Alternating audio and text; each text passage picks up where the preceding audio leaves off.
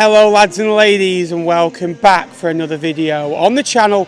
Today is Fleetwood Town against Tranmere Rovers. Tranmere come to town, recently improving, a couple of victories, a couple of draws. Drew away at Grimsby, drew at home to Port Vale. Two good points against two sides fighting out to get out the division. Beat Bromley, who are outside chances of getting a playoff spot, and then beating Bradford, who had won 9 or 10 on the spin at home. Have been really good there. Tranmere again sacked Nigel Atkins for me. I thought that was the right decision at the time for them, for the club. Andy Crosby's come in and done well. He did well at Port Vale briefly as well. So I'm expecting a tough game today. I think they will more than comfortably stay up. The two spots that go down, I think that helps clubs like Tranmere and clubs even just Harrogate, Accrington, Stanley, etc. So I'm looking forward to a tough game today. Fleetwood season, I think it's petering out a little bit. I think we've got 8 or 9 games to go. Just try and finish inside that top 10, that top 12.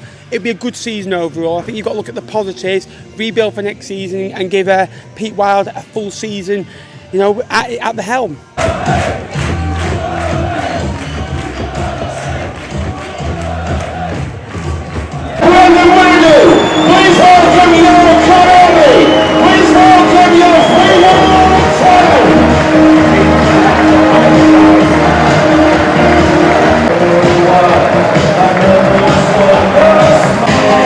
Fleetwood Town against Tranmere Rovers. First of all, a good afternoon to you. Good afternoon, Phil. Good afternoon, everyone. Last week wasn't good enough second half, but first half was a competitive display against a good side in good form.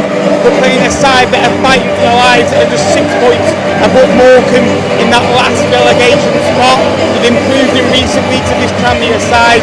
We've seen how difficult things have been against sides below in the table that have come in a low block and frustrated. So it's going to be an interesting one this afternoon. Harrison Neal will play at the base of the 3 in central midfield. In front of him, Mark Helm and Matty Birchall. And up front this afternoon, the Podon in Devonport. And the first start for the Tranmere Rovers that have started on the front foot. Yeah, absolutely. They started the season quite well, actually. They won two and drew the other 2. Were good defensively and lost away a little bit. In the departure of manager Nigel Atkins, the new manager bouncing under manager Andy Crosby, who's coming on a temporary basis.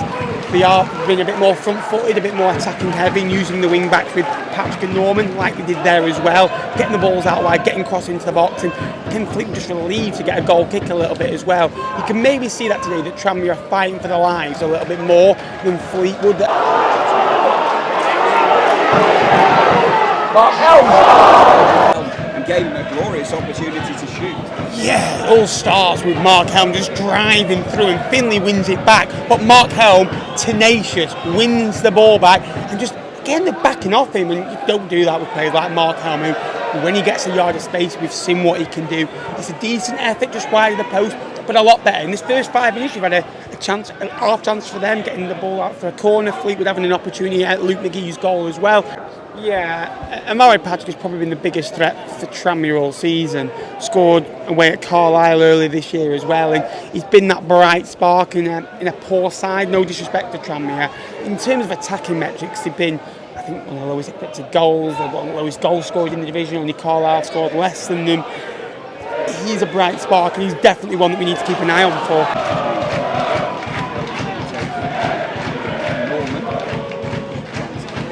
Towards the end of the spell with Nigel Atkins, you're playing within themselves a little bit, scared, a bit of fear. What was the manager think? The fans are going to boo me if I pass backwards or if you do certain stuff. And Tranmere, again, have just been bright and just been a bit, given freedom to go and play football. Yeah, I don't want to be too harsh on Kobe Moore, but for the first 15 minutes, I've not really seen too much from him. Yes, the ball hasn't really been in forward areas, totally understand that. But again, just stuff like that coming together with Devonport for a header, when Devonport was going for it, it looks like it's his first game in professional football, really, in the league, certainly. And it just looks a little bit like he's taken a while to get going. I know he's come off the bench in a couple of games, but I mean, first start, it's completely, you've got new instructions, a lot more to take on. Pete Wild at this stage? I think that good, positive. I think that they like that he's interactive with the supporters. And I know that when he first joined, there was words, are you going to be doing the fist bump? And Pete Wild went, absolutely yes, especially for the younger supporters, which Fleetwood have a lot of young fans. The fist bump is brilliant and it gets people involved. It did it at Halifax, it did it at Barrow. No connections with Blackpool, I think, helps. I think that's been, unfortunately, nobody can get over when Fleetwood have Simon Grayson, Charlie Adam, etc., just to name a couple, Stephen Craney. He's been inconsistent, but I don't think that's down to him. I think that we need to bring players suited to him, that he knows that he can work with. I know that he wants a more northern feel around the group next year, players to live nearer to the ground as well. So if he can bring that, I think supporters are behind him. And for once, I think that we've got a well-suited manager towards the division. Am I going to say the football is brilliant since he's come in? It's not, but in January, February, the pitches are difficult. It's not exactly a carpet. It's probably the best I've seen it, to be fair, for a long while. Continue, but he needs time, he needs backing, and for me personally, I think he's brilliant, and he always looks cold as Pete Wild. You can put him in the 30, he'll always have his hand in his pockets, but he's so infectious about it, and you can just love him, can't you? He's on a kick to Tranmere. This is over on the left-hand side. It's ball in towards the near post. It hasn't been bombed in, but it has. But Fleetwood with the letter. Yeah, it was a good ball in, and it was right on the money. Looked from my angle, it just crossed the line. Obviously, offside saves Fleetwood on this occasion, but that might give Tranmere a bit of spur on, a little bit of liveliness. Oh yes, that's the type of shot that I had 10,000 of those, and the top 10 goals were in the save. It's been very successful. I don't think that people will look at this as a bad season. I think that lack of excitement, lack of real something to be kind of enthralled about. We're not looking over our shadow, thankfully, which is good, really good, and you've got to be grateful for that. But then you're not really looking above you, and every time you get a win, you lose. And I think that's been the frustrating thing, because we've seen how good this side can be. Look, at the start of the year, if you're putting your Fleetwood strongest 11 out, let's be honest about it. I would probably say, even add on the players that we've signed, I'd only probably put Rooney, Bennett, potentially now in that midfield, Bennett or Bolton, one of those two in. Probably Neil would get in 3, Helm would be 4. We're probably looking at, other than that, maybe Patson over Hunt. But you're missing Cochran, you're missing Medley, you are missing Ryan Graydon, you're missing David Harrington. I've just named 4 key players. Elliot Bonds as well, who's away on time. They're 5 big players, and they're probably 5 of your best players as well. Inside the Fleetwood Town.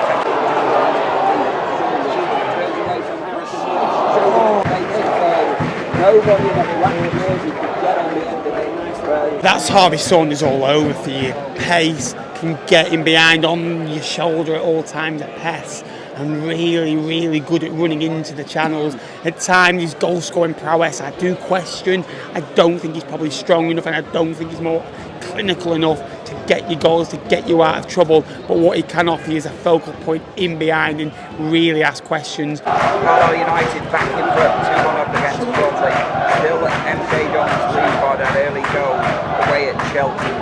Grimsby 1, Newport 0. Just going back to the Fleetwood front two, I really hope that people just take up notice that there's no Ryan Graydon tonight today, that we take his goals away.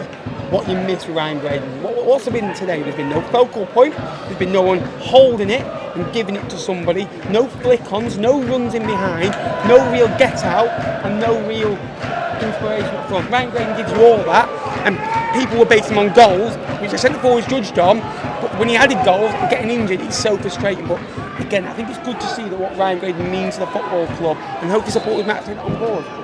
Wheeling away for the celebration, but good delivery there by Van Pratt. I felt initially better, there was too much on the ball. Never really troubled.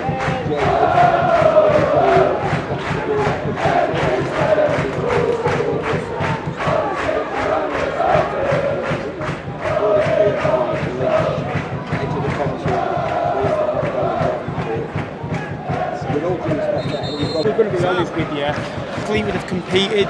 Tranmere haven't been brilliant, but they've been the better side and more likely, and you can kind of see that they're fighting something a little bit more than us.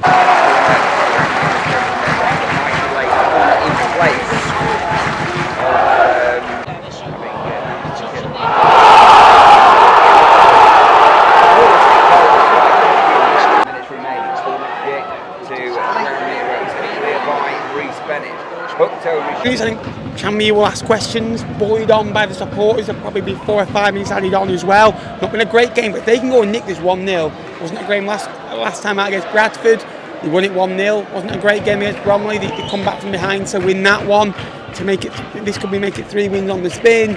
Again, they weren't brilliant at Grimsby. They were outstanding, I thought, against Port Vale to be harder to break down, harder to beat. You've got not a lot up front. And the match, James Bolt, he's headed and kicked everything away. You'd be struggling to name other players really that have created much really. And it's a lot when you're a defender, isn't it? When you're at home and you've not won. The reason why is a defender. You don't really want defenders getting the headlines unless they're scoring the winner. At centre, Fleetwood Town with an opportunity here to score what would surely be a winning goal. They've suffered at the other end so many times in these situations. And Phoenix back. Oh, he's going over and looped last minute, maybe 4 yards further forward, further back. Probably maybe troubling Luke McGee's goal a little bit. Headed clear as far as Ryan Broom. Helped on inside the penalty area. Falls on the...